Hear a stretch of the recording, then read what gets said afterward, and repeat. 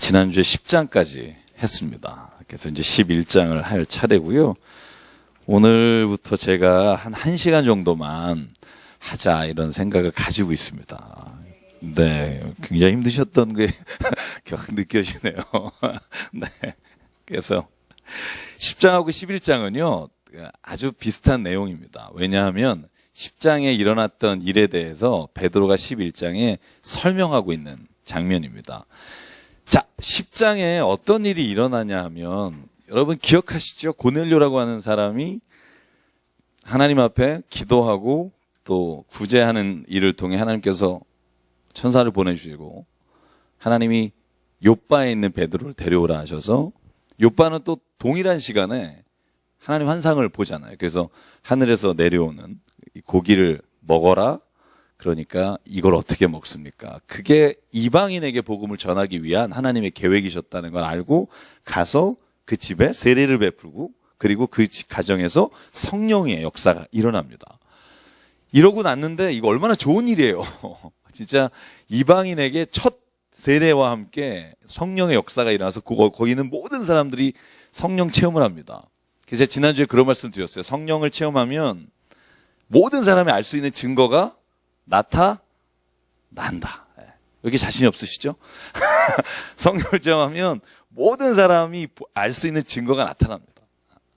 그 증거가 여러 가지가 있습니다만 제가 지난주에는 제가 성령의 은사의 어떤 나타나는 걸 말씀드렸어요. 제가 처음 성령 체험했을 때 방언을 하고 찬양할 때 막 눈물이 나고.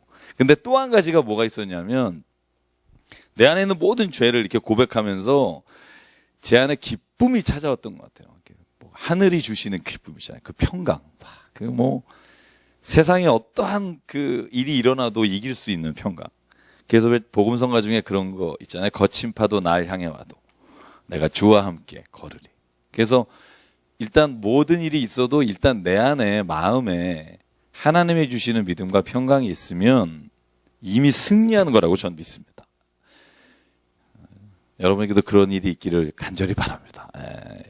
어떤 일이 있을 때 우리가 먼저 마음이 무너져요. 그죠? 사실 먼저 마음이 무너지면 이미 내 마음속에서 하나님의 평강이 사라졌기 때문에 이미 나는 진 겁니다. 그래서 무릇 어떤 것보다도 마음의 평강을 지키는 것에 하나님 초점을 두면 참 좋을 것 같고요. 성령의 열매가 또 맺어져야 합니다. 그 열매가 없는 신앙은, 은사는 어떻게 보면 이 땅에서 하나님께 하나님의 도구로 쓰임받을 외적으로 보여지는 것이 부족하는 게 너무나 많고요. 그래서 제가 늘 성령 체험은 두 가지가 같이 와야 된다고 생각합니다. 은사와 함께 열매를 맺어야 합니다. 열매가 없는 은사. 저는 이 한 단어로 지금 내가 성령 가운데 있는지 아닌지를 판단하십시오라고 늘 말씀드리고 싶고 저도 그래요. 내가 사랑하고 있는가. 만약에 누구의 잘못이나 혹은 누가 내 눈에서 어떻게 보이더라도 사랑하는 마음이 있으면 돼요. 사랑하는 마음이 떠나면 이미 그 마음 안에는 하나님의 주신 성령으로 역사하는 게 아니라 이제 내 의와 또 내 생각으로 할 때가 참 많은 것 같아요. 그래서 내가 지금 내 안에 사랑으로 일을 못하고 있다. 그때는 내가 지금 주님 앞에 모든 걸 내려놓고 기도해야 될 때다. 제 자신이 늘 그렇게 생각합니다. 그래서 성경의 고린도전서 12장 은사장 그리고 은사장에 더욱 크고 비밀한 것들 더욱 큰 은사를 사모하라. 그리고 나오는 게 사랑장 고린도전서 13장. 사랑이 없으면 아무것도 아니에요. 실은 우리가 교회에서도 그렇고 가정에서도 그래요. 실은 사랑한다 그러면서도 진짜 하나님이 주신 사랑이 아니라 내 욕심을 구하는 사랑으로 사람을 대할 때가 얼마나 많은지 모릅니다. 그래서 여러분 체크하실 때요. 내 안에 사랑이 있나. 오늘 한번 이렇게 체크해 보십시오. 내 안에 사랑이 있나. 사람을 볼 때 진짜 사랑하는 마음으로 보나. 이게 성령께서 내 안에 계신 증거입니다. 아무리 불받고 은혜 받아봤자 내 안에 사랑이 없고 미워하는 마음과 다른 사람을 판단하는 마음이 드는 순간 그때부터는 내가 성령이 아니라 내 은혜가 어떨 때 교만으로 바뀌고요. 내 은혜가 다른 사람을 정죄하는 거로 바뀌는 걸 느끼셔야 합니다. 그래서 이 사랑 꼭 체크하시라는 거고요. 제가 왜 이 말씀을 강조하냐면 고린도전서 오늘 12장의 말씀, 13장의 말씀을 여기에 비춰보면 사도행전 10장이에요. 베드로가 이방인에게 세례를 베풀 성령이 일어났죠. 얼마나 기쁜 일이에요. 그런데 오늘 11장이 어떻게 시작하냐면 그 일어난 일에 대해서 비난하는 사람이 생겨요. 한번 볼래요? 1장부터 보겠습니다. 1절부터. 저하고 같이요. 자, 11장. 자, 같이 한 목소리로 읽겠습니다. 3절까지 좀 잘리지만 1, 2, 3절 시작. 유대에 있는 사도들과 형제들이 이방인들도 하나님의 말씀을 받았다함을 들었더니 베드로가 예루살렘에 올라갔을 때에 할례자들이 비난하여 이르되 내가 무할례자의 집에 들어가 함께 먹었다 하니. 자, 얼마나 기쁜 일이에요.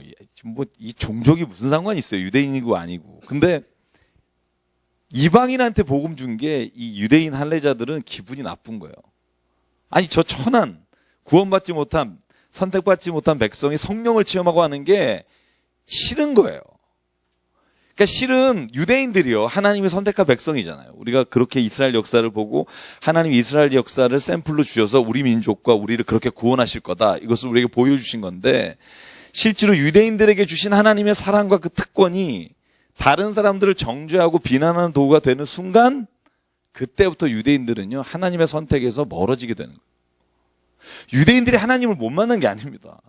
만났지만 하나님을 만난 그 기쁨이 사랑으로 늘 충만하지 않았기 때문에. 성령 충만을 한 단어로 요약하라, 존 웨슬레가 이런 말이에요. 성령 충만은 딱 한 단어로 사랑 충만입니다. 내 안에 사랑이 없으면 당신은 성령 충만한 거 아닙니다. 저는 이 말을 확신합니다. 그래서 제가 늘 기도할 때, 요 며칠도 제가 조금 하나님 앞에 기도하면서 다시 회복하기를 원하는 게 뭐냐면 이 사랑하는 마음. 누구든 원수도 사랑하라 하셨는데 예수님이 허실수를 하신 말씀이 아니라 원수도 사랑해라. 네가 미워하는 그 사람을 위해 기도하라. 네가 재수없는 사람, 그 사람을 위해서 제거하라가 아니라 기도하라. 근데 이 할례 받은 사람들은요 지금 비난합니다. 그러니까 베드로가 오늘 4절부터 자기에게 있었던 이야기를 그대로 말하는 거예요. 내가 그냥 간 게 아니라 하나님이 보내주신 거다. 여러분, 이 하나님이 보내주신 거다라는 확신이 있어야 합니다. 제가 다 읽진 않겠지만 사도 베드로가 제일 먼저 말하는 게 뭐냐면, 내가 요바에서 기도하고 있을 때, 4절입니다. 황홀한 주령의 환상을 보니까 보자기가 내려왔는데 그릇이 내 귀에 매여 하늘로부터 내려서 내 발 앞까지 드리워졌다. 이걸 보니까 네 발 가진 것, 들짐승, 기는 것, 공중에 나는 것, 하나님이 율법에서 금하신 음식들입니다. 그런데 하나님이 말하기를 먹어라. 8절, 그럴 수 없습니다. 속되거나 깨끗하지 않은 걸 내가 입으로 들어갈 수 없습니다. 그러니까 하늘로부터 말하기를 하나님이 깨끗하게 하신 걸 네가 속되다 하지 마라. 이런 일이 3번이나 반복됐습니다. 여러분, 베드로가 얼마나 완고했으면 3번을 보여주셨을까. 저는 하나님을 믿는 사람이라 이딴 거 절대 못 먹습니다. 근데 하나님이 뭐라냐면 나를 믿으면 먹어라. 3번이나. 그래서 내가 이렇게 3번이 있은 후에 그때 11절, 그때 문 앞을 보니까 누가 문을 두드리는데 세 사람이 나를 찾아왔다. 가이사라에서 내게 보낸 사람들이다. 성령이 내게 명하기를 아무 의심 없이 가라. 그리고 내가 그곳에 가서 그 사람 집에 들어갔다. 15절, 내가 말을 시작할 때 성령이 그들에게 임하면서 우리에게 하신 것과 똑같이 성령이 역사하시고, 그래서 요한은 물로 세례를 베풀었구나, 너희는 성령으로 세례를 받았다. 17절, 그런즉 하나님이 우리 주 예수 그리스도를 믿을 때 주신 것과 같은 성령의 선물을 그들에도 주셨으니 내가 누구에게 이걸 맡겠느냐. 그리고는 그곳에서 세례를 베풀었습니다. 이 말을 다 설명하고 나니까 그때 여러분, 오늘 19절에 보면 스데반의 일로 일어난 환난으로 말미암아 흩어진 자들이 베니게 굽으로 안디옥까지 이르러 유대인에게만 말씀을 전했는데, 이제 20절에 보면 유대인에게 말씀 전하던 게 헬라인에게도 주 예수가 전파되는 일이 일어나더라. 이게 오늘 베드로가 고넬료 사건에 하나님께서 주시는 마지막 방향입니다. 이제 이방인에게 복음이 전해져요. 여러분, 제가 가끔 이렇게 얘기하면 마치 우리가 유대인이라고 생각하고 다른 이방인에게도 복음이 전해졌다 이렇게 생각하는데 우리도 이방인이잖아요. 그죠? 우리도 이 이방인에 속하는 사람입니다. 만약에 베드로가 이방인에게 복음을 전하는 일이 받아들여지지 않았다면 우리에게도 복음이 오는 게 불가능해지는 거예요. 그러니까 실은 하나님께서 베드로를 역사하셔서 우리에게까지 복음이 온 겁니다. 뭐지 이방인 헬라인들에게 간 게 아니라 그 복음이 나에게도 와서 내가 예수님으로 말미암아 죽고 다시 삽니다. 예수님으로 죽은 사람은 혈기 내지 않습니다. 이게 제가 하나님 앞에 계속 기도하는 제목 중에 하나입니다. 그래서 오늘 성령으로 말미암아 거듭난 자에게 주시는 이 선물을 사모하시게 되기를 주의 이름으로 축원합니다. 사모해야 합니다. 불가능한 것 같지만 하나님은 하십니다. 그러니까 예수님께서 못하실 일이 없다. 저는 그 말씀을 믿고요. 그래서 오늘 이렇게 설명한 이후로 예루살렘 교회가 22절 이 사람들의 소문을 듣고 바나바를 안디옥까지 보냅니다. 이 안디옥이라는 곳이 시리아의 안디옥입니다. 그래서 이스라엘의 맨 왼쪽 바다 근처에 있는 안디옥으로 바나바를 보냅니다. 바나바가 누굴 찾죠? 25절에 보면 사울을 찾습니다. 사울을 찾습니다. 다소까지 가서. 다소가 어디냐면 뭐 우리가 지나가는 길에 한번 볼게요. 우리가 좀 저도 이 머리에다가 넣는 게 쉽지 않은데 여기가 이제 사해면 옆에 예루살렘이 있다고 말씀드렸고요. 안디옥은 이 위쪽에 북쪽입니다. 그리고 요빠가 있고 가이사라가 있고 여기가 다소입니다. 그러니까 소아시아, 지금은 말하면 터키 지역의 이 밑에 지역이 다소입니다. 이따가 제가 지도를 하나 보여드릴 텐데 그래서 안디옥에서 다소까지 가서 다소에서 지금 눈이 다시 뜨고 난 이후에 그가 다소에 있을 때 다시 바나바가 데려와서 안디옥에서 1년 동안 목회를 같이 합니다. 목회를 같이 해요. 사람들이 비난하고 또 사람들이 예수 믿는 사람 죽였다고 함께 있기를 싫어하는데 바나바가 데려다가 이 안디옥에서 1년 동안 목회합니다. 근데 재미있는 건 뭐냐면 목회할 때 이 기독교인들, 안디옥에 있는 기독교인들을 향해서 이름이 붙어요. 그게 뭐냐면 그리스도인이라는 겁니다. 그리스도인, 크리스찬이라는 단어가 이 안디옥 교회에서 바울과 바나바가 목회할 때 처음으로 붙은 말입니다. 여러분 이 말을 주목해야 되는 이유는 뭐냐면 자기네들이 우리는 크리스찬이다라고 말한 게 아니라 오늘 성경에 보면 보실래요? 26절 같이 읽을까요? 시작. 만남에 안디옥에 둘이 교회에 1년간 모여 있어 큰 무리를 가르쳤고 제자들이 안디옥에서 비로소 그리스도인이라 일컬음을 받게 되었더라. 자, 진짜는요 이거예요. 나 기독교인이야, 나 그리스도인이야, 나 목사야 이게 아니라 사람들이 안디옥 교인들을 보고 이 사람은 진짜 예수님을 따라 사는 사람들이다. 정말 이 사람은 그리스도인이다. 막 이런 말을 다른 사람들이 해준 거예요. 저는 이게 큰 차이가 있다고 봐요. 오늘날은 우리가 그리스도인이라고 해서 우리 스스로가 교회 안에서 나는 기독교인이다라고 말하지만 밖에서는 우리를 기독교인인지 잘 모르는 때도 있잖아요. 실은 우리가 하는 행동을 봤을 땐 기독교인인지 전혀 티가 안 날 수도 있고요.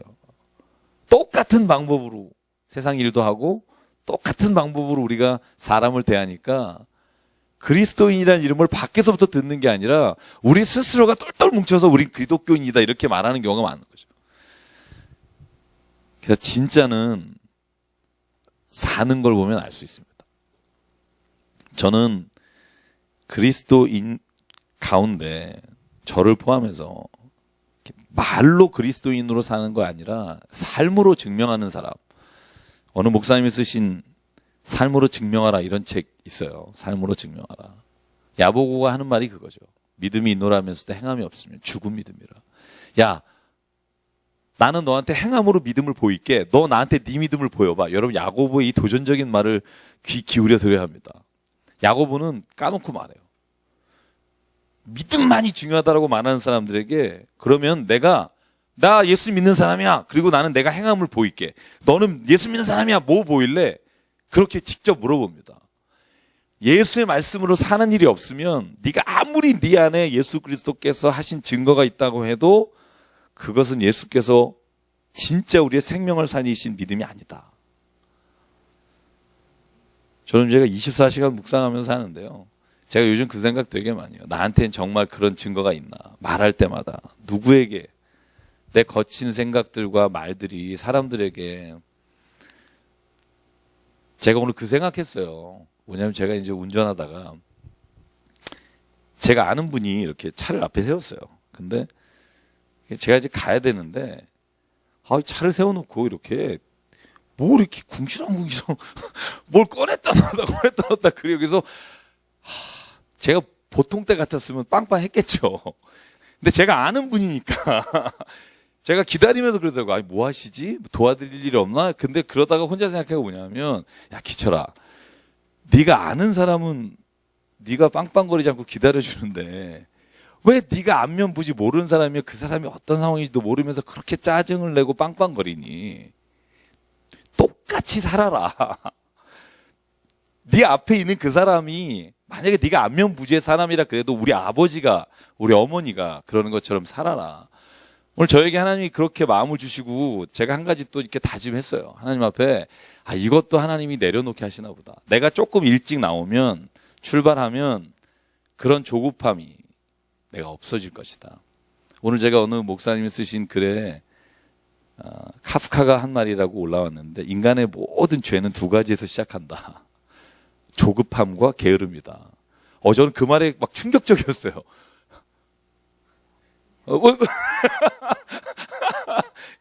그러니까 저 그걸 읽으면서 야 진짜다. 왜냐하면 제가 어쩔 때 죄 짓나 보면 막 시간이 촉박하거나 조급하거나 내가 뜻대로 안 될 때, 그때 내 안에서 나도 모르게 그런 게 나오고, 또 게으른 걸 통해서 다른 사람이 열받기도 하잖아요.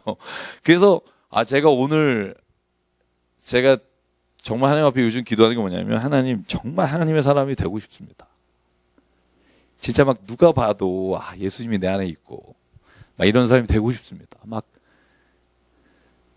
그 기도하다가 언제 될까 뭐 이런 고민도 하다가 그래서 저는 저희가 좀 그 기도가 있었으면 좋겠어요. 정말 누가 보든 안 보든 내가 하나님이 오늘 내 삶을 보고 계신다. 만약에 우리가 그런 마음으로만 가진다면 우리 안에 하나님이 주는 성령을 잊어버리지 않을 거라는 거죠. 성령을 잃어버리는 건 반드시 내가 누군가에 대해서 사랑하지 못할 때 성령을 잃어버립니다. 그래서 오늘 보십시오. 그리고 났더니 이 그리스도인이라고 일컬음을 받게 되고, 27절에 그때 선지자들이 예루살렘에서 안디옥에 이르니 그 중에 아가보라 하는 자가 예언을 합니다. 흉년이 들 것이다.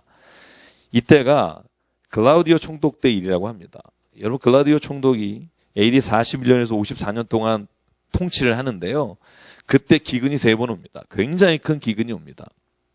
그래서 이스라엘 지역뿐만 아니라 로마가 다스리는 나라 중에 기근이 심각해지고 특별히 심한 데가 유대 땅이었어요. 그래서 어떤 일이 일어납니까? 오늘 29절에 보면 제자들이 각각 그 힘대로 유대에 사는 형제들에게 부조를 보내요. 이 부조라는 단어가 헬라어로 보면 디아코니아예요.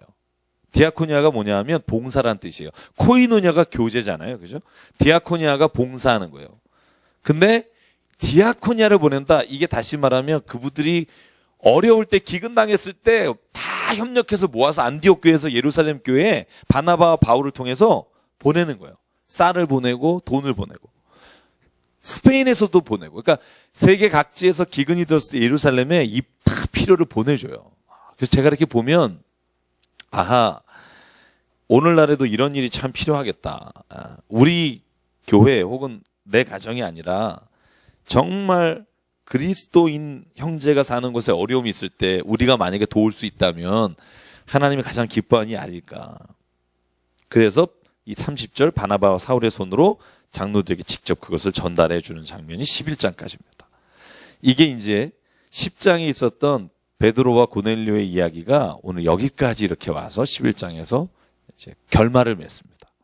이것으로 인해 오늘날 우리에게도 복음이 왔고요. 예수의 복음을 가진 자는 성경의 말씀대로 하나님 앞에 온전히 변해서 그 삶이 하나님의 기뻐하는 삶이 되고, 저는 그렇게 바뀌는 놀라운 일들을 하나님은 오늘도 이루시려고 있다고 생각하고요. 그걸 기대하는 마음으로 저희가 이 자리에 나왔다고 생각합니다. 그래서 다른 것보다 성경 말씀을 읽는 것 얼마나 큰 기쁨일까. 그래서 12장을 한번 보면요. 12장은 그 이후에 베드로가 그런 여러 가지 일로 인해서 감옥에 갇히는 일이 나옵니다. 그 전에 한 사람이 죽죠. 누가 순교당하죠? 야고보입니다. 이 야고보는 어떤 야고보일까요? 성경에 예수님 제자 중에 야고보가 둘 있는 건 아시죠? 하나가 누구죠? 세베대의 아들 야고보와 요한. 그래서 왜 예수님과 함께 다녔던 그 세베대 아들 있고 알페오의 아들 야고보가 있어요. 여기는 세베대의 아들 야고보로 저희가 알려져 있습니다. 근데 이때 왕이 누구냐 하면 또 헤롯이에요. 근데 헤롯이요 지금까지 3명 바뀌었어요. 처음에 예수님 태어날 때는 헤롯 대왕이고요. 그 다음이 헤롯 안티파스고 여기는 헤롯 아그리파 1세예요. 뒤에 바울이 신문당하는 건 아그리파 2세입니다. 그래서 이 아그리파도 1세가 2세가 있고요. 그래서 실은 다 헤롯입니다. 그렇지만 실은 아그리파 1세에게 죽임을 당합니다. 그리고 베드로가 감옥에 잡힙니다.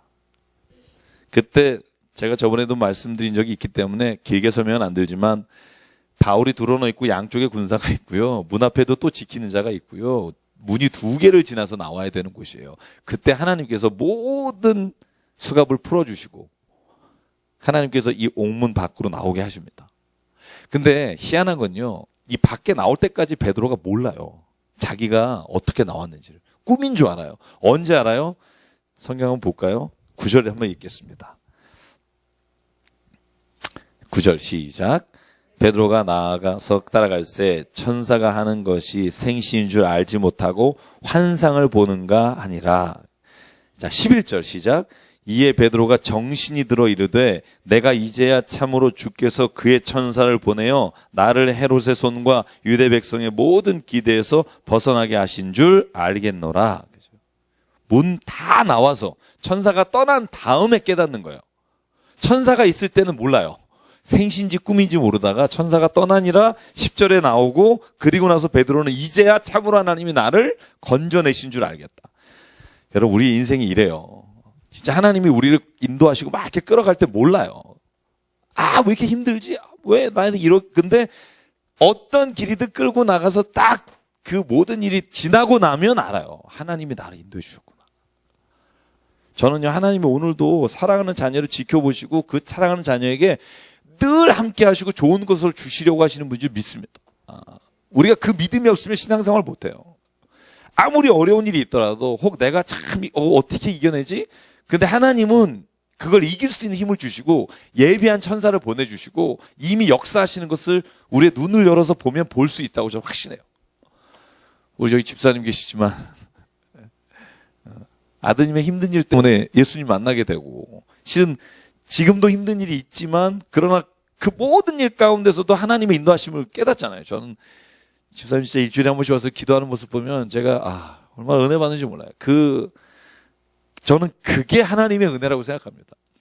아무것도 어려운 일이 없는 거는 은혜가 아니에요. 왜냐하면 하나님이 우리를 이 땅에서 하나님의 사람으로 세우시기 위해서 우리를 건져내시고 보내신 것이지 편안한 삶을 위해서 주신 게 아니라는 거죠. 복음을 위해 내가 낮아지고 썩어지고 죽으라고 오늘 보내주셨고 선택해 주셨지. 만약에 그렇지 않았다면 죽기 직전에 부르시는 게 짱입니다. 예수님 오른편 왼편의 강도처럼 그잖아요. 할 일 다 하고 마지막에 딱 불러서 천국 가고. 근데 하나님 왜 우리를 미리 불러주셨나? 저는 이렇게 생각해요. 이 땅에서 예수 그리스도의 모습을 우리를 통해 세상 가운데 보내시기를 원하신다. 저는 제가 그렇게 많은 인생을 안 살았습니다만 지금도 계속 생각하는 게 그거예요. 하나님, 제가 완성된 하나님의 사람이 아닙니다. 아직도 가야 될 길이 정말 많습니다. 근데 제가 이렇게 돌이켜 보거나 늘 순간순간 깨닫는 건 뭐냐면 하나님이 조금씩 하나님께로 인도하시는 거를 지금도 느껴요. 내가 어느 단계까지 가야 내 안에서 있는 죄의 문제와 이 모든 내 성정이 정말 하나님의 은혜로 덮어질까 늘 그 간구함이 있지만 돌이켜보면 요 매듭이 순간이 언젠가 하면 힘들 때예요.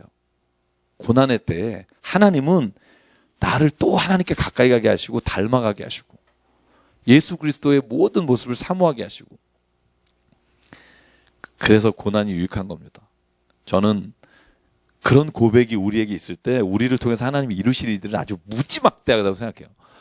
내가 정말 보잘것없는 존재지만 내가 진짜 하나님 앞에 서서 하나님의 뜻하시는 존재로 바뀌면 하나님은요, 오늘도 우리를요, 그 천사를 통해서 그 길로 인도해 주십니다. 제가 진짜 재밌는 장면이 이 장면이잖아요. 그 다음에 베드로가 기도하는 교회 찾아갔더니 그 교회 로데라고 하는 여종이 나오죠. 여종이 나와서 내가 베드로다 그러니까 깜짝 놀라서 문 안 열어주고 뛰어들어가죠. 자, 그렇게 15절을 보면 베드로가 왔다고 말했더니 그들이 뭐라고 말하냐면 네가 미쳤구나. 우리의 믿음 없음이죠. 베드로 구해달라고 기도했으나 진짜 베드로가 나타날 땐 믿지 않는. 참말이라 하니 그들이 야, 그의 천사일 거다. 우리가 추론하지 맙시다. 진짜 베드로가 왔습니다. 그러니까 16절 문을 두드리는 베드로를 열어주고 놀랍니다. 아, 진짜 베드로가 오셨네? 그리고는 베드로가 말합니다. 주께서 자기를 이끌어 옥에서 나오게 하던 일을 다 설명하고 야고보 형제들의 이 일을 전파합니다. 그리고 나서 날이 샘에 군인들은 베드로가 어떻게 되었는지 알지 못하고 소동이 일어나고요. 헤롯 아그리파 1세는 가이사라로 떠납니다. 가이사라에는 총독의 관저가 있었고 또 하나는 거기에 헤롯의 궁전이 하나 더 있었습니다. 휴양 같은 게. 마세다에도 있었고요. 그래서 그곳에 가서 이 20절에는 우리가 이 본문 달라가면 크게 상관이 없는 말이지만 헤롯이 두로와 시돈 사람들에게 노하여서 그들에게 양식을 주지 않는데 두로와 시돈은요, 유대에게서 양식을 사서 유지할 수 있었던 땅이에요. 그런데 헤롯이 그곳에 땅을 안 주니까 오늘 사신들을 보내서 땅을 선물로 받는 일들, 또 다시 계약할 수 있는 일이 일어났다는 거고요. 그런데 오늘 재밌는 이 비교가 나와요. 한번 보시면, 자, 23절에 예수 믿는 사람을 죽이려고 했던 헤롯은 하나님께 영광을 돌리지 않으므로 벌레에게 먹혀 죽고요. 하나님의 말씀은 흥황하게 돼요.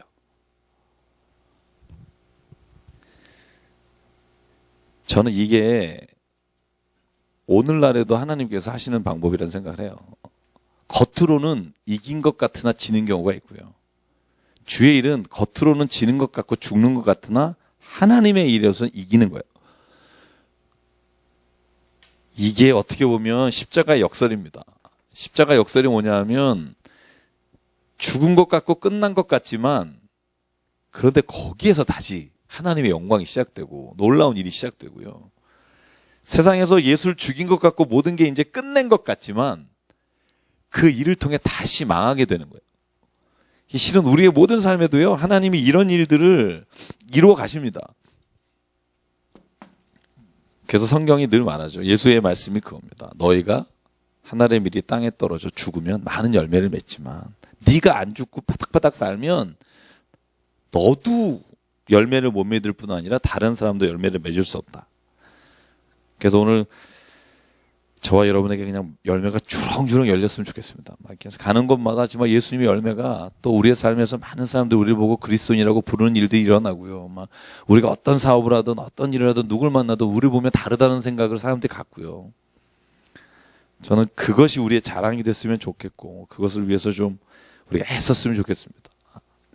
그래서 우리 오늘 제가 13장, 14장까지만 하고 오늘 제가 마치려고 합니다. 그래서 오늘 8시 반까지 제가 가려고 하는데 13장, 14장은요. 제가 이제 지도를 보여드릴 텐데요.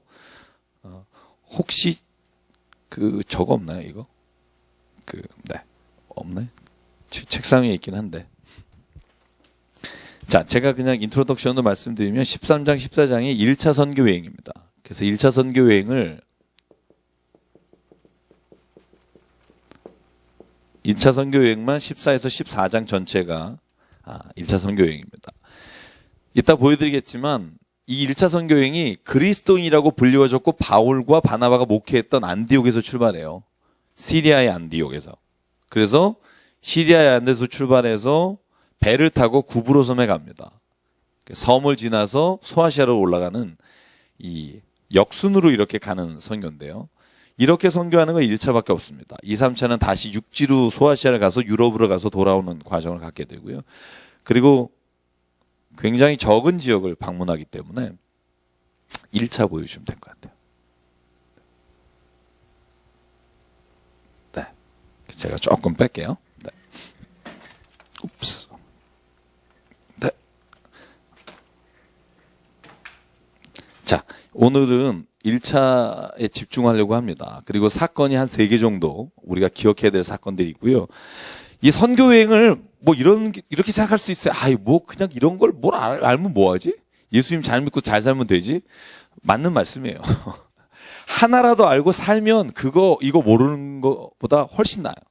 그러나 우리가 정말 주님에 대해서 더 깊이 알기를 원할 땐 성경이 궁금해집니다. 이게 신앙의 저는 단계에서 분명히 있어야 된다고 생각해요. 성경이 궁금해져요. 어떤 일이지? 무슨 말이지? 보시면 이 안디옥이에요. 예루살렘 이 밑에 있고요. 안디옥에서 실루기아에서 이 구브로 섬으로 갑니다. 구브로 섬에서 태어난 사람이 누구죠? 바나바입니다. 네. 그래서 바울과 바나바가 첫 번째 구브로 섬을 간 이유가 아마 바나바가 태어난 곳이 이 구브로 섬이기 때문에 제일 먼저 가지 않았을까 추정을 합니다. 그래서 실라미에 가서도 회당에 들어가고 바보에 가서도 회당에 들어갑니다. 여기에 서기오 총독이라는 사람이 전도되는 역사가 일어납니다. 그리고 나서 요 버가라는 곳에 가는데요. 이 버가는 지명이고요. 이 지역 이름은 밤빌리아라는 곳이에요. 그래서 밤빌리아의 버가 이렇게 표현을 하는데 이 버가라는 곳이 왜 우리가 머리에 떠오르냐 하면 여러분 기억하시는지 모르겠어요. 바나바가 바울이 1차 선교 여행 때 같이 간 사람이 누구죠? 같이 간 사람. 나중에 결별하고 헤어진 사람.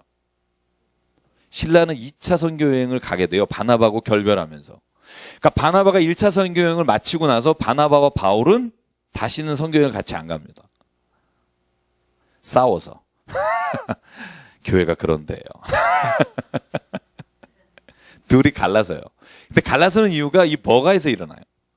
버가에서 왜 일어나냐 하면 이따가 이제 우리가 세세히 보겠지만 바나바가 아마 친조카라고 알려져 있는데 정확하진 않습니다만 요한이라고 하는 마가라는 요한이라는 사람이 나와요.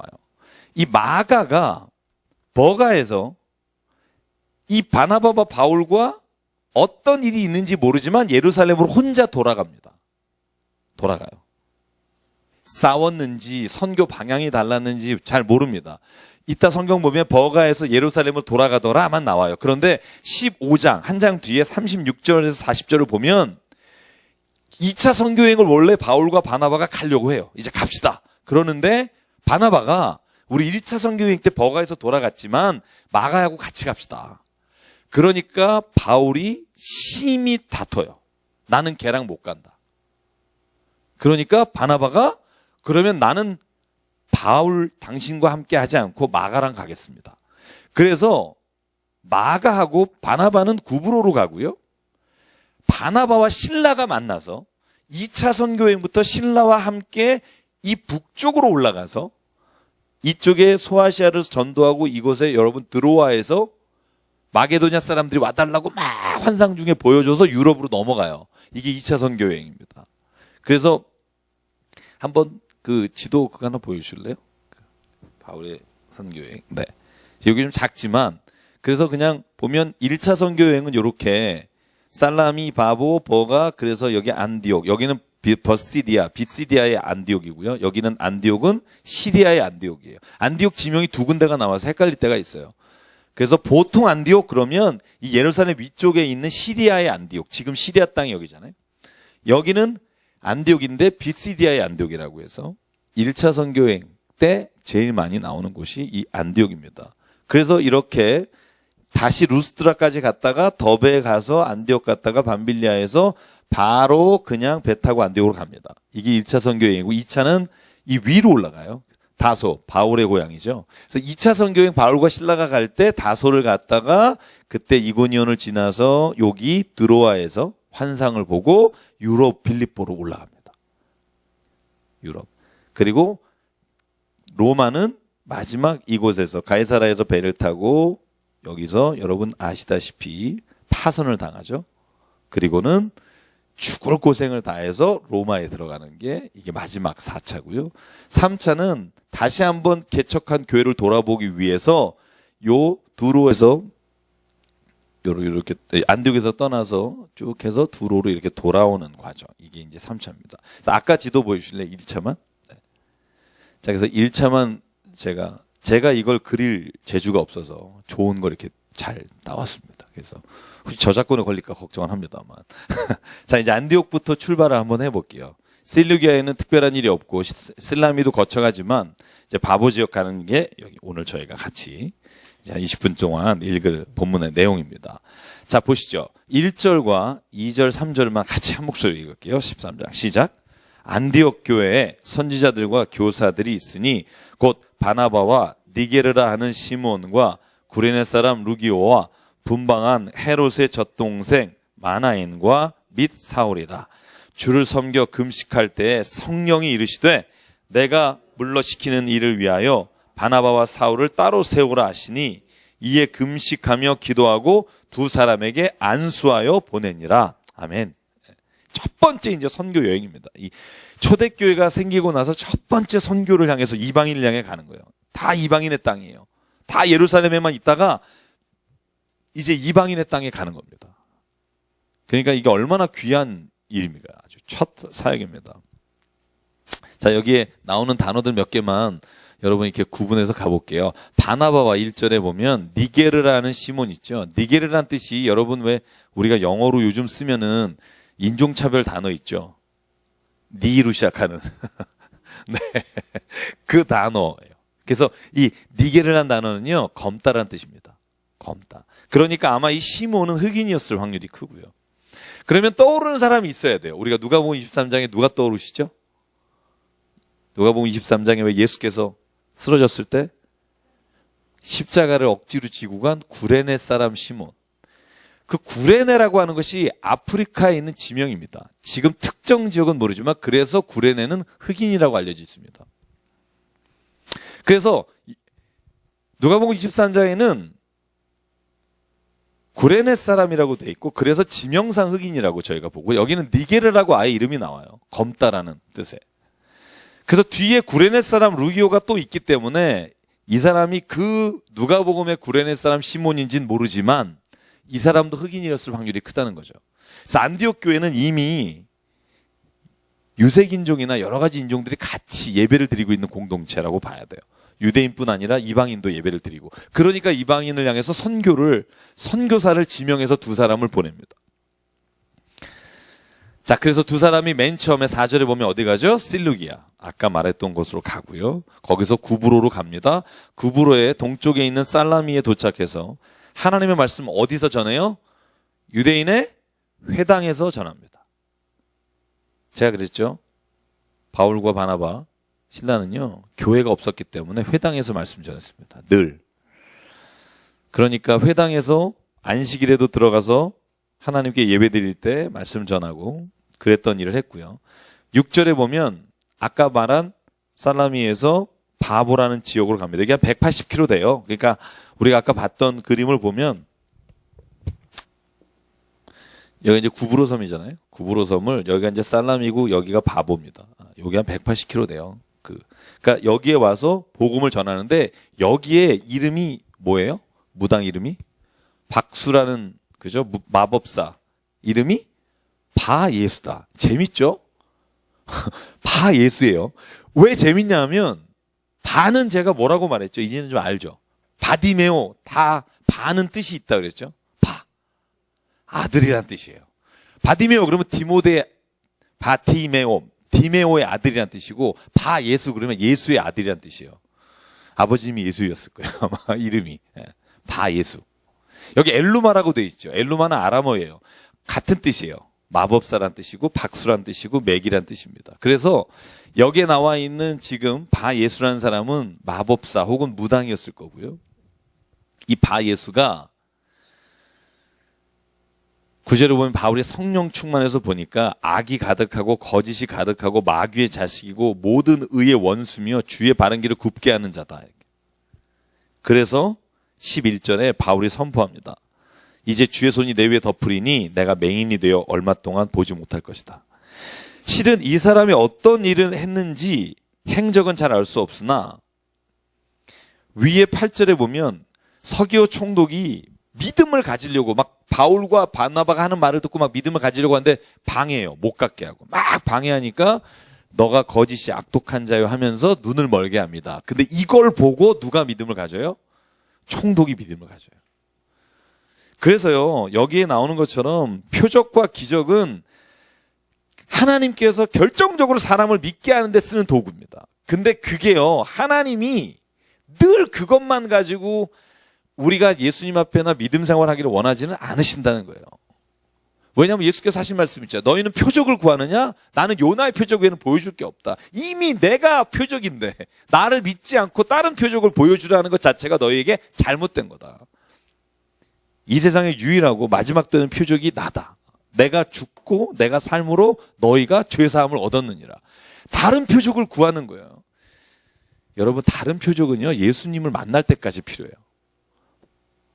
실은 왜 이런 말 하잖아요. 인도에서는 막 지금도 막 병든 사람이 막 일어나고, 제가 요즘도 막 동영상 보면 믿어지지 않는 일이 많아요. 막 장님이 눈을 뜨고 막 그런 일이 정말 부지기수로 일어나요. 왜 일어날까? 하나님이 그곳에 예수님을 알리시기 위해서 쓰시는 표적입니다. 왜 이 땅에 안 일어날까? 역으로 말하면 이렇게 말할 수 있어요. 이미 예수 그리스도를 믿는 사람이 충만한데 빛이 안 되니까 아무리 표적이 일어나면 뭐예요? 예수님 안 믿을 거예요. 왜냐하면 예수 믿는 사람이 저러면 안 믿겠다. 여러분, 그게 표적을 통해서도 할 수 없는 일이에요. 표적 봤어요. 와, 예수님 믿으려고 하는데 교회 다니는 사람 보면서 아이고, 교회 다니는 사람이 저러네? 이런 마음이 들잖아요. 그래서 예수님은 우리를 당신의 표적으로 이 땅에 보내셨다는 믿음이 있어야 합니다. 하나님이 나를 표적으로 이 땅에 사용해 주시옵소서. 그래서 오늘 저는 이 사건을 보면서 그 생각해요. 이 바예수라는 사람이 바울을 통해서 치유받고 고침받은 게 아니라 오히려 이 사람이 맹인이 되는 걸 보고 두려운 마음으로 서기오 총독이 말씀을 받아들여요. 그래서 예수님을 받아들이는 방법은 한 가지가 아닙니다.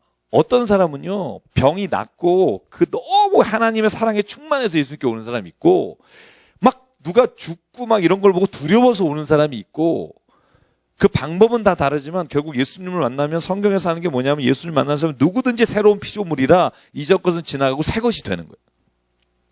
그 단계까지 가야 우리가 진짜 그리스도인이라고 말할 수 있다는 거죠.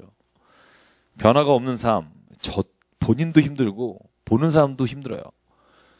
제일 필요한 게 역시 하나님이 나의 안에서 증거되는 거라고 생각하고 그 말씀을 따라가는 거죠. 그래서 오늘 보십시오. 이렇게 12절에 보면 총독이 그렇게 된 것을 보고 믿으며 주의 가르침을 놀랍게 여기니라.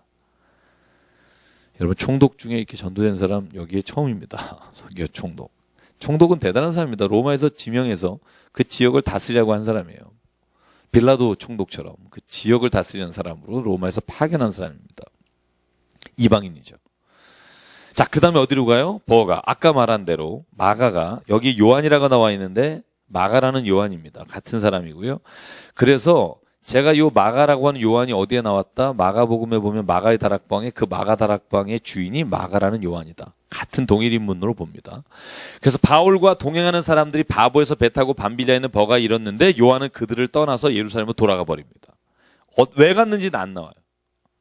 전혀 모릅니다. 그래서 이것 때문에 아까 말씀드린 창세기 15장 36절 이하에 바나바와 바울이 갈라지는 이야기가 나오고요. 14절. 비시디의 안디옥에 이릅니다. 아까 보여드렸죠? 그죠? 버가에서 더 올라가서, 여기가 버가 해안 지역이면 여기서 더 올라가서 비시디의 안디옥이 있고요. 여기서 이고니아 지역에서 여기에 보면 루스트라 더베라는 지역이 있고요. 그래서 실제로는요, 1차 선교는 굉장히 적어요. 돌았던 곳이 거의 지금 터키 땅으로 하면 남쪽 터키 돌다 갔어요. 처음에는 그랬습니다. 근데 여기 안디옥에서도 역시 회당에 들어가요. 보시면 14절. 회당에 들어가서 말씀을 전하는데요. 율법과 선지자들이 선지자의 글을 읽은 후에 회당장이 바울에게 말씀을 전해달라 그래요. 바울이 일어나서 16절부터 설교합니다. 자, 이제 이 설교가 바울의 위대한 설교입니다. 유명한 설교 중에 하나입니다. 물론 뒤에 아그리파 앞에서 하는 설교도 있지만 이게 안디옥에서 소위 예수님을 믿으라고 전하는 설교입니다. 여러분 이 설교 비슷한 거 하나 기억나세요? 사도행전 7장. 왜? 긴 설교. 가장 긴 설교.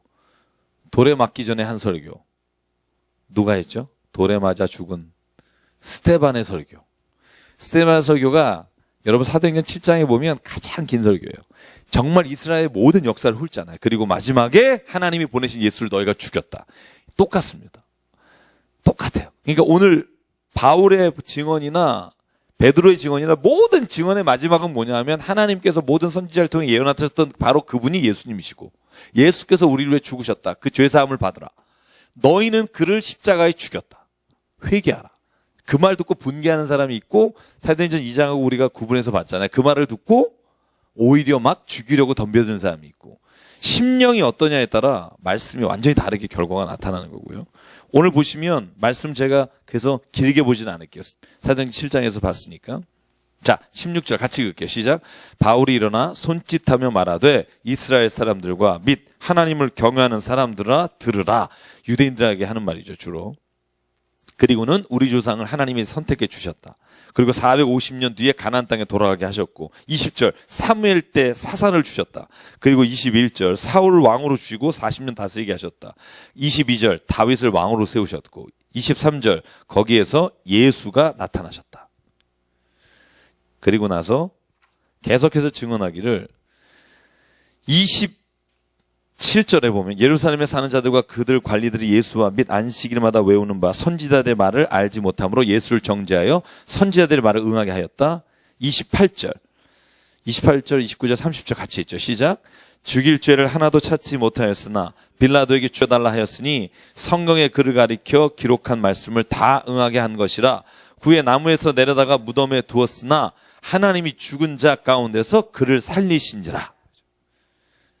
여러분 복음이 곧 예수님인 이유는 복음을 전하는 사람은 예수님을 전하는 거예요. 다른 어떤 인생에 잘 사는 법을 전하는 게 아니라 예수 그리스도를 만남으로 인해 우리가 온전한 하나님의 자녀로서 회복되는 게 복음이에요. 그 나머지는 다 부수적인 거죠. 그 나머지는 하나님이 주신 덤입니다. 그리고는 시편의 말씀을 인용해요. 보실래요? 33절. 이 일은 하나님이 시편에 말씀한 걸 이루신 거다. 뭐? 어떤 얘기죠?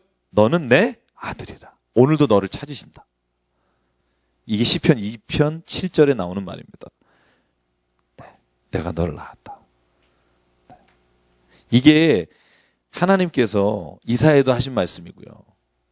하나님의 사람을 부를 때 늘 하신 말씀. 내가 너를 낳았다. 너는 내 아들이라. 그래서 어떤 분들은 난 딸인데요. 막 이런 분이 있는데. 그래서 나는 주의 자녀다. 보통 이렇게 표현하죠. 자, 35절. 다른 시편에 일렀을 때 주의 거룩한 자로 썩음을 당치 않게 하셨다. 하나님은 예수 그리스도를 죽음에 두지 않으시고 부활시키셨다. 시편 16편 시편에 나오는 말입니다. 그리고 나서 38절. 그러므로 형제들아 너희가 알 것은 이 사람을 힘입어 죄의 사람을 너희에게 전하는 이것이며 또 모세 율법으로 너희가 의롭다 하심을 얻지 못하던 모든 일에도 이 사람을 힘입어 믿는 자마다 의롭다 하심을 얻는 이것이라. 모세의 율법은 의롭게 할 수 없고 예수만이 의롭게 하실 수 있다. 이게 복음을 전하는 이유예요. 자, 제가 지난주에 기억나십니까? 지난주가 아니라 사도행전 시작할 때 말씀드렸어요. 뭐냐 하면 유대인과 그리스도인이 바울과 유대인들이 다른 게 딱 하나밖에 없어요. 성경 똑같아요. 왜냐하면 그때 신약이 없었으니까. 그죠? 바울 때 성경 없었죠. 바울이 쓴 건데. 성경 없었죠. 똑같아요. 보는 성경 똑같고. 유대 역사 똑같고. 하나님이 하신 일 똑같아. 다른 건 딱 하나밖에 없어. 예수밖에 없다고. 그래서 내게 너가 줄 이름은 없으나 곧 나사렛 예수 이름으로 일어나 걸으라. 예수 이름밖에 없다는 거죠. 그죠? 오늘 보면 왜 그게 중요하냐면 바울에게는요 이런 확신이 있는 거예요. 율법은 죄를 깨닫게 하는데 율법이 못하는 게 뭐가 있냐면 죄를 회개하고 용서할 수 있는 능력은 율법이 없다는 거예요. 잘 보십시오. 율법을 안다고 용서를 받아요? 안 받아요. 못 받아요. 제가 그래서 김동욱 목사님이 쓰신 책에 좋은 비유가 하나 있다고 아주 오래전에 구약할 때 말씀드린 적이 있어요. 엑스레이 비유 말씀드린 거 기억나세요? 네. 엑스레이는요, 우리 찍잖아요. 페트를 찍거나 찍어요. 율법은 우리의 죄를 보게 하시는 613개 조항이에요. 이런 게 죄다, 이런 게 죄다. 엑스레이를 우리 몸에 비춰요. 아, 암세포가 있다. 폐 질환이 있다. 봐요. 근데 엑스레이를 2번 쬐다고 나요? 10번 쬐다고 나요? 치유와 용서는 율법이 하는 게 아니라 하나님이 하시는 거예요. 근데 그 하나님을 믿지 않고 율법을 믿고 율법에 빠져 있으니까 통탄을 노리신 거죠. 율법을 치유하시는 하나님을 바라보는데 하나님이 용서하시는 방법으로 주신 유일한 분이 있는데 예수라는 거예요. 예수 그리스도가 이 모든 율법의 죄를 대신 지셨으니까 이제 그분을 믿는 자마다 용서함을 받는 거예요. 그래서 바울이가 피 튀기면서 하는 말이 딱 하나예요. 율법은 사하실 수 없다. 율법은 너의 죄를 깨닫게 하는 거다. 제가 제일 안타까운 거, 죄를 깨닫기만 하고 신앙생활을 마치는 분이 있어요. 아, 이런 게 죄구나. 아, 이렇게 살면 안 되는데. 근데 진짜 예수님을 믿음으로 말미암아 내 안에 그 모든 죄가 해방되고 막 자유하고 기쁘고 막 이런 삶이 없으니까 늘 이건 구경만 하는 거예요. 아, 예수님을 믿으면 좋대는데. 예수를 믿으면 정말 매일매일 그 안에서 생수가 흘러나는 기쁨이 있다고 저는 확신합니다. 그 기쁨을 발견하는 게 늘 예수 그리스도 안에서 내가 사는 것밖에 없고요. 제가 제 자신을 보면 내가 한시라도 예수 그리스도 안에서 있지 않는 순간은 늘 위험이 와요. 늘 죄의 유혹도 오고 늘 내가 실수도 하고 늘 내 모습 가운데 어리석음이 있고 늘 내가 예수 그리스도께서 내 안에 계시고 내 앞에 지금 함께 계신다는 생각을 가지고 내가 하면 실수하지 않고 내 성정이 부족하다 예수께서 그 모든 것을 지켜주신 은혜를 체험할 수 있다고 저는 확신합니다. 수고하고 무거운 짐진 자다 다 내게 오라 내가 너희를 쉬게 하리라. 예수께서 농담으로 하신 말씀이 아니라 진짜 이루어주시는 말씀이에요.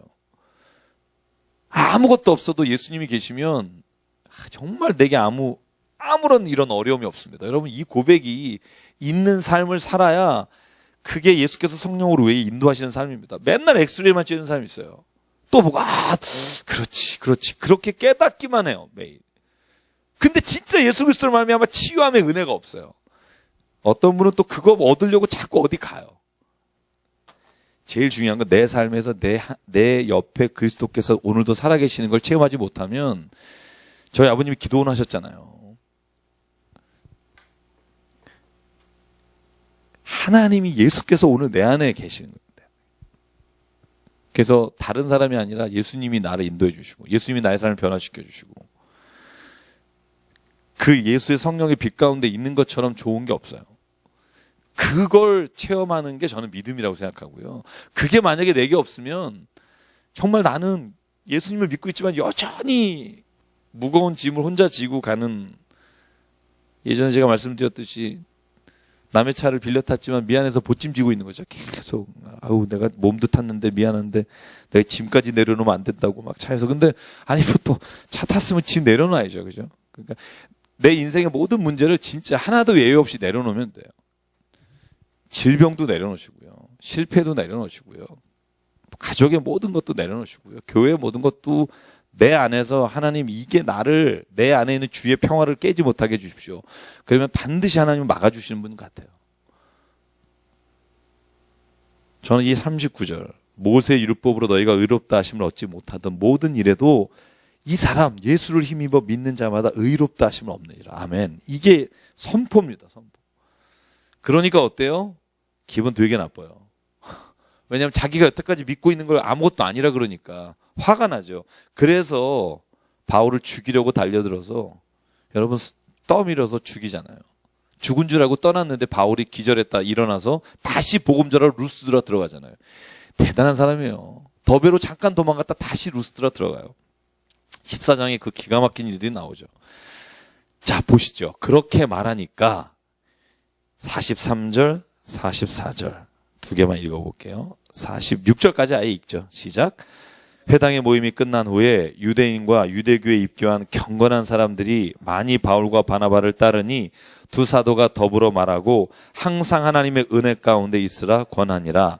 그 다음 안식일에는 온 시민이 거의 다 하나님의 말씀을 듣고자 하여 모이니 유대인들이 그 무리를 보고 시기가 가득하여 바울이 말하는 것을 반박하고 비방하거늘 바울과 바나바가 담대히 말하여 이르되 하나님의 말씀을 마땅히 먼저 너희에게 전할 것이로되 너희가 그것을 버리고 영생을 얻기에 합당하지 않은 자로 자처하기로 우리가 이방인에게로 향하노라. 아멘. 자, 여기에서 우리가 정말 주목해야 될 단어들이 나와요. 왜 바울이 하나님이 자기를 통해서 이방인에게 복음의 문을 여셨는가? 너희들이 하나님의 은혜 받기를 거절했다는 거예요. 그러니까 하나님은 마땅히 너희를 먼저 선택하셨는데 너희를 이제 그걸 원하지 않기 때문에 이방인에게 하나님이 복음 가는 걸 허락하셨다는 거예요. 왜냐하면 하나님은 그 구원을 누군가를 통해 이루셔야 하기 때문에. 그래서 오늘 47절의 고백을 잘 보시면, 자, 제가 읽을게요. 떠오르는 장이 있어야 합니다. 주께서 이같이 우리에게 명하시되 내가 너를 이방인의 빛으로 삼아 너로 땅 끝까지 구원하게 하리라 하셨느니라. 이게 바울의 자기 고백이에요. 자기 사명 선언문이에요. 여러분, 우리에게 이게 있어야 합니다. 오늘 한번 써보셨으면 좋겠어요. 바울은 자신 있게 말해요. 하나님은 내게 명하셔서 내가 너를 이방의 빛으로 삼아 너를 땅끝까지 구원하게 하셨다 하셨느니라. 이게 바울의 사명 선언문이라면 나는 뭘까? 내가 너를 강남 새삼교회 누구로 삼아, 혹은 어느 회사의 누구로 삼아, 아니면 어디에 누구로 삼아 하나님이 그곳을 하나님이 구원하게 하려 하셨느니라. 이게 내 삶의 자리에서 사명 선언문이 돼야 합니다. 하나님이 나를 통해서 그곳에 보내셨습니다. 그게 아무리 보잘것없는 곳이라도. 근데 이 말씀이 떠오르는 데가 있으실 거예요. 사도행전 9장에 아나니아에게 예수께서 하신 말씀 기억하십니까? 아나니아가 거절하잖아요. 아니, 사울 그딴 인간을 내가 가서 만나서 눈을 뜨게 해줍니까? 그 아주 그냥 예수 믿는 사람 잡아 죽이는 사람을. 그랬더니 예수님이 뭐라 그래요? 아나니아야, 그는 내가 이방을 위해 선택한 나의 사람이다. 그가 고난당하여야 될 것을 내가 그에게 보여줄 것이다. 여러분, 그 예수님이 아나니아에게 한 그 선언이 바울이 오늘 자기의 선언이 돼서 고백하는 거예요. 나를 하나님이 그렇게 불러주셨다. 이게요, 내게 주신 소명이 사명으로 확신이 되는 순간이 우리 안에 인생에 있어서 하나님의 일을 이루어가는 가장 중요한 터닝 포인트입니다. 아, 하나님이 날 이걸 위해 부르셨구나. 그래서 오늘 여기까지만 말씀을 보겠는데요. 13장까지. 저에게 이게 있었으면 좋겠습니다. 하나님, 내가 이걸 위해서 날 불러주셨다. 국회의원처럼 국민이 원해서 됐다고 거짓말하지 말고 국민이 정말 국민이 원하는 거 안 하잖아요. 그죠? 아니, 뭐 누구도 위정자도 그렇고 이게 지금 내가 볼 때는 그건 사명이 아닌 것 같아요. 사명. 그래서 48절, 이방인들이 듣고 기뻐하여 하나님 말씀을 찬송하며 영생을 주시기로 작정한 자는 다 믿더라. 주의 말씀이 퍼지고, 그러니까 또 유대인들이 귀부인과 유력자들을 선동해서 바나바를 죽이려고 합니다. 그러니까 이고니온으로 도망갑니다. 이건 지역 이름입니다. 이고니온이란 지역에 루스드라와 더베라는 지명이 있습니다. 그래서 다음 주에 이 루스드라에서 바울이 기가 막힌 장면 여러분 기억나실 거예요. 실은 그 베드로가 고넬료의 집에 들어갔을 때 엎드려서 절하니까 베드로가 뭐라 그래요? 나에게 이르지 마라. 나는 성정이 너와 똑같은 사람이다. 루스드라에서 바울과 바나바가 갔을 때 사람들이 소와 제사를 잡아서 이 사람들을 하나님으로, 신으로 모시려고 할 때 이 두 사람의 가슴을 찢으며 하는 장면이 나오는 게 사도행전 14장입니다. 그래서 오늘 여기까지 말씀을 보고요. 제가 손님 떨어지지 않게 다음 주에 1시간 10분씩. 그리고 끝나고 혹시 더 질문하실 분 있으면 얘기하시고 가는 게 좋겠다는 생각을 했어요. 그래서 돌아가신 길도 그렇고.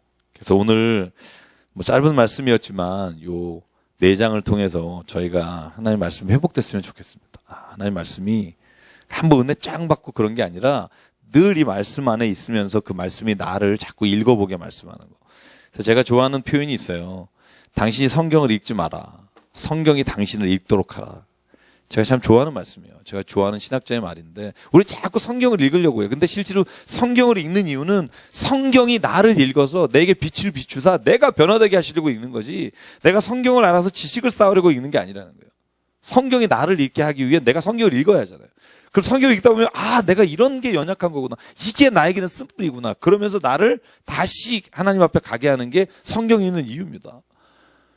그래서 저는 여기 오신 분은 정말 하나님이 저에게 보내주신 정말 특별하신 분이라고 믿어요. 왜 제가 느끼세요? 사람이 없을 때하고 좀 있을 때하고 제가 달라요. 이게 참 희한한 거예요. 이게 사람이요, 어쩔 수 없어요. 아무리 그런다 그래도 이게 감정의 도물이고요.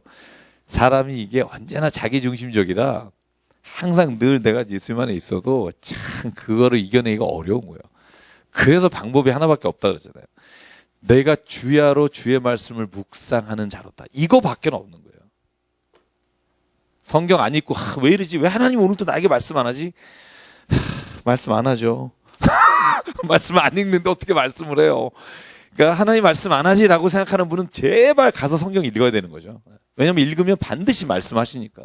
근데 내가 더러운 거가 내 그걸 보기 싫으니까, 그리고 내가 이대로 사는 게 내가 오늘 나에게는 굉장히 불리하다고 생각하니까. 그래서 제가 지금 여러분에게 하신 말이에요. 여기 안 오신 분들 성경 말씀을 좀 읽었으면 좋겠다는 생각 같고요. 잠깐 기도하죠.